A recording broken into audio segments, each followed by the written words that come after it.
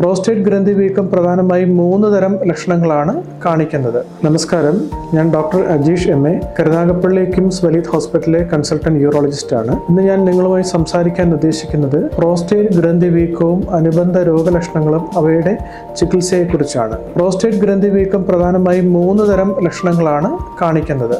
ഒന്നാമതായി മൂത്രം ഒഴിക്കുന്നതിനുള്ള തടസ്സവും, മൂത്രം നേർത്ത് വരിക, മൂത്രം ഒഴിച്ചു കഴിഞ്ഞ് തുള്ളിത്തുള്ളിയായി മൂത്രം പോവുക, മൂത്രം ഒഴിച്ചതിന് ശേഷം വയറിനടിയിൽ മൂത്രം കെട്ടി നിൽക്കുക. ഇവയാണ് പ്രധാനമായും ബ്ലോക്ക് എന്നുള്ള ലക്ഷണങ്ങൾ.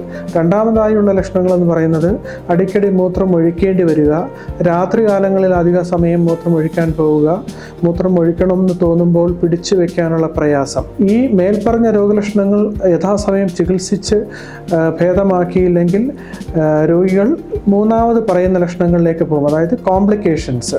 പ്രധാനമായും അടിക്കടി മൂത്രാശയ അണുബാധ, മൂത്രത്തിൽ അമിതമായ രക്തസ്രാവം, വൃക്കകളുടെ തകരാറ്, മൂത്രസഞ്ചിയിൽ വലിയ കല്ലുകൾ രൂപപ്പെടുക, ഇതാണ് കോംപ്ലിക്കേഷൻസ്.